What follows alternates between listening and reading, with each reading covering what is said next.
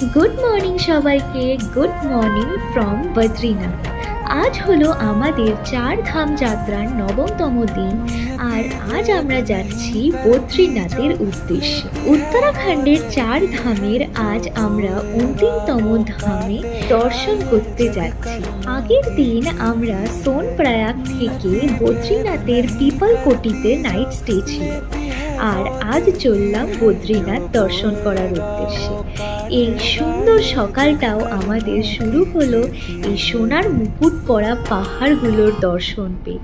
কি অসম্ভব সুন্দর দেখতে লাগছিল এই পাহাড়গুলো। এক একটা পাহাড়কে মনে হচ্ছিল সোনার মুকুট পরিয়ে দাঁড় করিয়ে রেখেছে, আর এই যাত্রাপথও ছিল স্বর্গীয়। বদ্রীনাথ যাওয়ার পথে আমরা এসে পৌঁছালাম বিষ্ণুপ্রয়াগে। এখানে ধওলি গঙ্গা আর অলকানন্দার সঙ্গম, আর এখানে আছে একটা সুন্দর ছোট্ট বিষ্ণু মন্দিরও, সাথে এই সুন্দর সূর্যোদয় আমাদের এই যাত্রাপথকে আরও সুন্দর করে তুলল। বিষ্ণুপ্রয়াগ দেখে আমরা রওনা দিলাম আবার বদ্রী বিশালের উদ্দেশ্যে। মোড় ঘুরতেই চোখে পড়ল বরফাবৃত পাহাড়। কি অসাধারণ লাগছিল।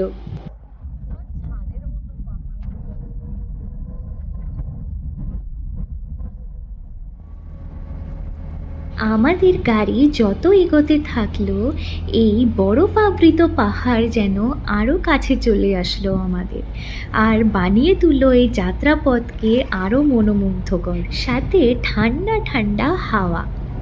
গঙ্গোত্রী, যমুনোত্রী এবং আমাদের সবচেয়ে বড় পরীক্ষা কেদারনাথ কমপ্লিট করার পর আজ যখন এই বদ্রীনাথে যাচ্ছি, তখন মনে না ছিল কোনো ভয়, না ছিল কোনো টেনশন, শুধু ছিল আনন্দ।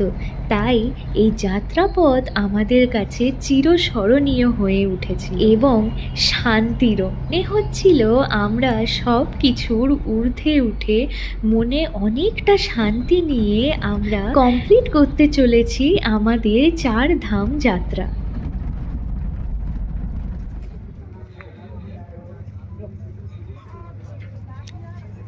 এখান দিয়ে যাচ্ছে হচ্ছে বদ্রীনাথের রাস্তায়।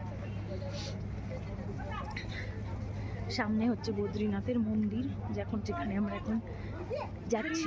দেখতে দেখতে আমরা এসে পৌঁছালাম আমাদের আজকের গন্তব্য বদ্রীনাথে, আর এই পথ দিয়েই যেতে হবে আমাদের মন্দিরের উদ্দেশ্যে। সামনে এই যে বরফাবৃত পাহাড়টি দেখছো, এটি হচ্ছে নীলকণ্ঠ পর্বত।